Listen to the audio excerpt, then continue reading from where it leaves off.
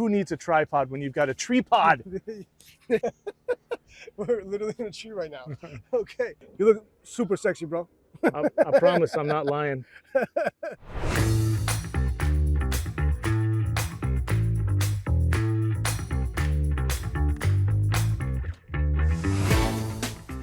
It's been 10 years since WOE was founded, and there's a special event going on, and also I'm with my friends. But wait, what is WOE? So basically, WOE is the largest Amazon group in the entire world, and it was founded by my friend Carlos Alvarez. He's one of the best Amazon sellers, or smartest Amazon sellers that I know, and he's been doing this group for over 10 years. You gotta give it to him and his wife. 10 years is a lot, and for the 10 years mark, he's doing the barbecue. Let's go check it out.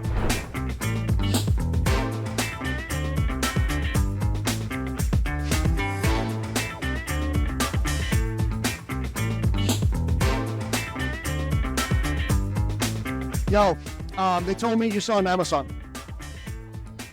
Can I ask you a couple questions? Ben, all right now.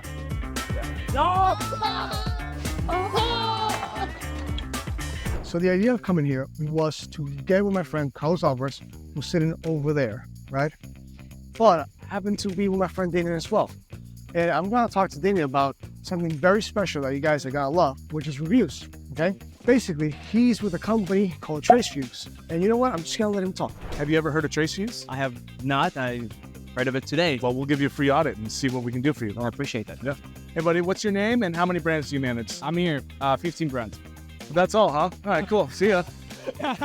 How many ASINs are you running in total? 500 ASINs.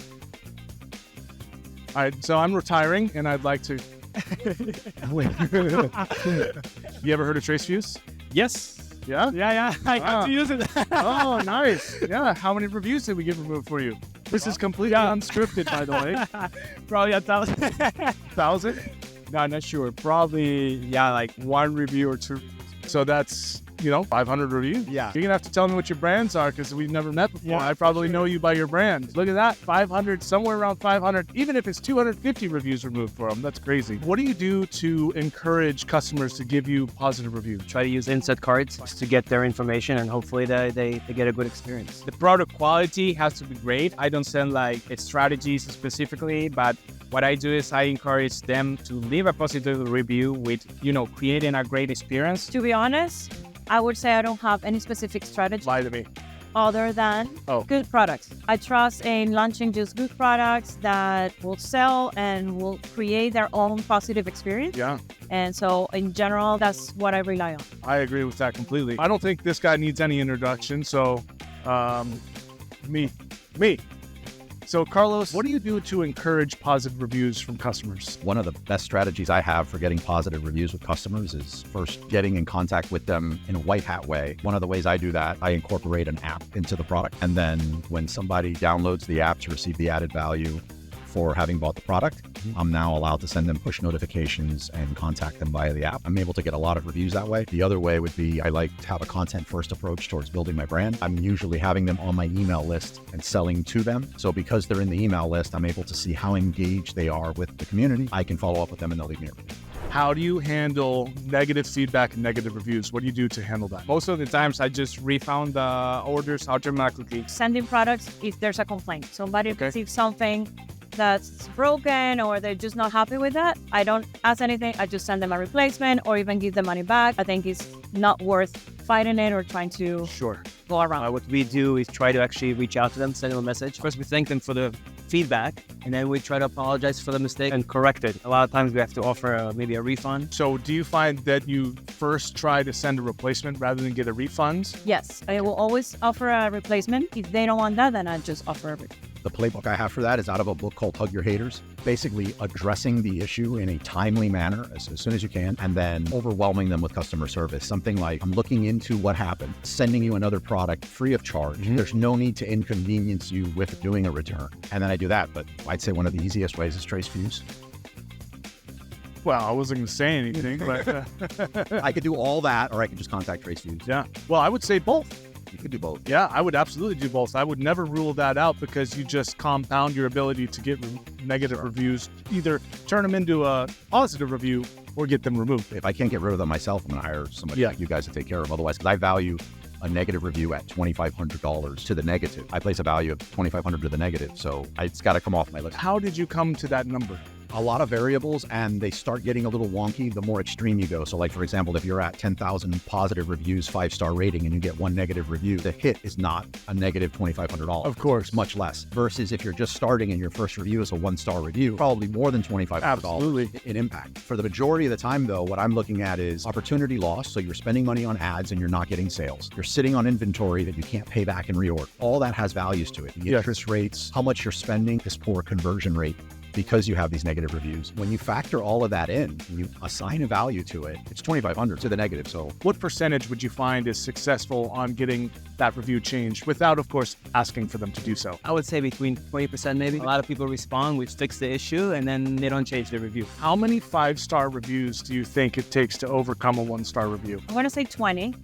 And the reasoning behind it is, I think that's the number that it takes for a brand new product to start just positioning itself. close to 10. You're not far off. It's now on average 12. I say 10 to 12. My larger customers, they say 12. You ready for your hug that I promised you? Yay!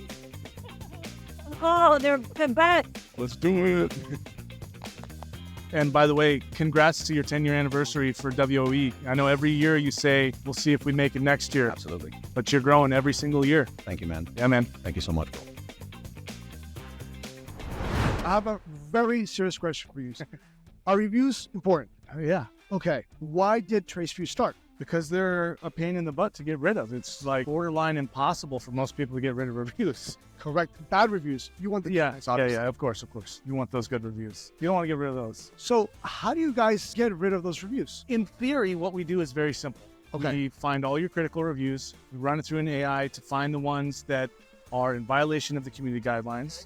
We then individually, with human eyeballs, look at every single review, categorize that as to what type of violation it is, inform Amazon of this, and follow up.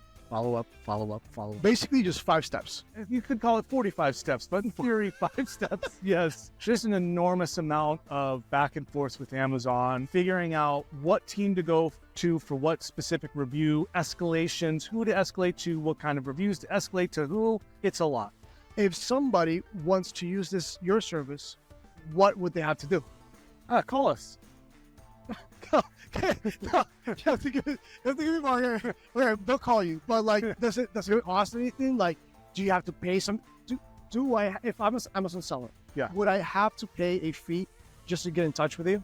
No, not to get in touch. No, you get a free audit. So you just go to tracefuse.ai. Look at the link down below. And then what you do is you create your account. The new version of Tracefuse is that you just put your merchant token in. We'll pull all your reviews, how many you have for every ASIN, and then we'll be able to tell you right then and there, without you ever having to talk to me directly, how many reviews we think we can get rid for you. What about share my data? Would I need to share my data with you? We don't access any of your data that isn't already public. Of course, all the reviews are public. So is your merchant token. So you just throw that in there, and we'll download those. So if I have 1,000 reviews, right, and you find out X amount of reviews are negative, and you're not able to remove any, which I don't think is the case, but let's just say worst case scenario, would I have to pay anything? We do have a setup fee because of the amount of upfront work. So technically, you are risking $750. Okay. However, if they come as a customer through you, they get their first 2 reviews for free. So they're technically only risking $250. And if you have any doubt that having bad reviews is very, very, very, it's costing your business a lot of money, check this quick clip from Carlos Alvarez. How do you handle negative feedback and negative reviews? What do you do to handle that? The playbook I have for that is out of a book called Hug Your Haters, basically addressing the issue in a timely manner as soon as you can, and then overwhelming them with customer service. Something like, I'm looking into what happened. How many 5-star reviews do you think it takes to overcome a 1-star review? At some point, we stop focusing so much on intentionally getting positive reviews, where we're not dedicating a lot of resource to it versus the beginning. But when we get a negative review, our SOP is we need 10. Okay. Intentionally get 10 positive reviews. Okay. All right, cool. Thanks, man. I appreciate it. So I'm gonna ask you a follow-up question, Danan. Danan? Yeah. 1,000 reviews again. How many would you be able to remove? 5 to 15% of all of your critical written reviews. And how much would that cost? So that depends on how many, of course, you've got, but there's a one-time setup fee of $750. And then after that, you only pay for the reviews that get removed, and $750 per removed review. Thank you. Wait, did I say $750? I meant $250. No, he meant 250. 250. 250. Sorry. $500 off now, folks. 500 off. 500 off. 250 per removed review. And we're gonna go to another site and talk about how much would it cost to leave those reviews. But this time And you- you upside down. Yes.